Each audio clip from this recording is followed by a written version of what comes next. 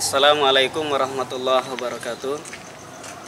Alhamdulillah, dengan izin Allah Subhanahu wa Ta'ala, pada pagi hari ini kita bisa lihat sangat cerah sekali. Namun pada kesempatan kali ini kita akan membahas tentang kenapa Allah turunkan hujan.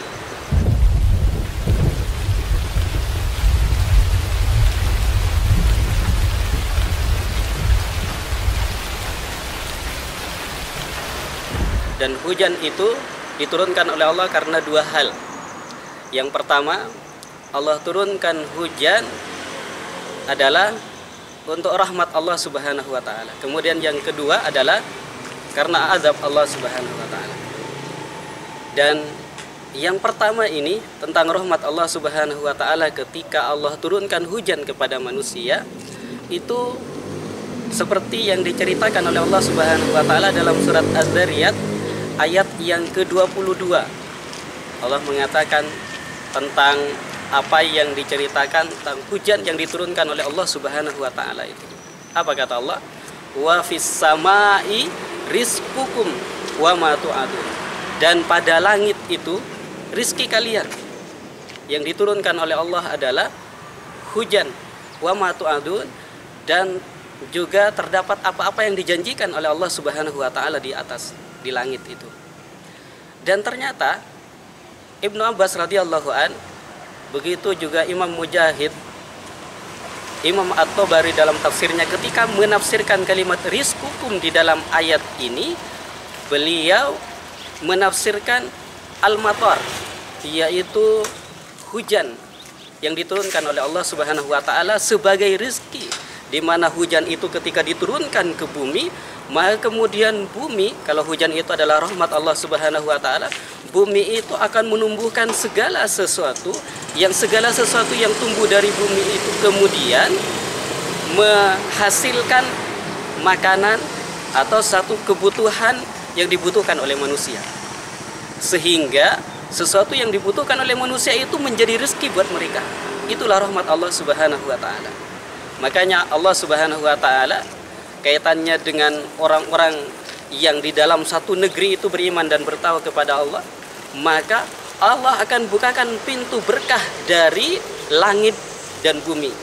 Apa kata Allah? Law anna alal qura amanu wattaqau la fatahna alaihim barakatim minas sama'i wal ardh. Seandainya penduduk satu negeri itu beriman dan bertakwa kepada Allah Subhanahu wa Ta'ala, maka Allah akan bukakan pintu berkah dari langit dan bumi untuk mereka.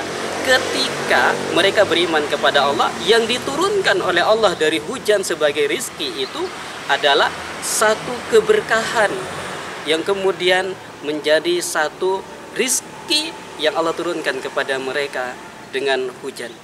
Itu yang pertama. Yang kedua adalah hujan sebagai azab. Kita bisa lihat kisahnya Nabi Nuh alaihissalam bersama kaumnya, di mana ketika beliau diperintahkan oleh Allah untuk mengajak kaumnya, ya qaum ibudullaha malakum min ilahin ghairu, wahai kaumku, sembahlah Allah dan jangan sembah selainnya.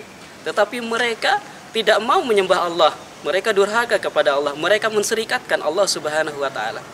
Maka kemudian Allah turunkan hujan selama 6 hari 6 malam, yang hujan itu memenuhi seluruh penjuru bumi sampai air itu menenggelamkan gunung, tidak ada yang tenggelam, semuanya musnah.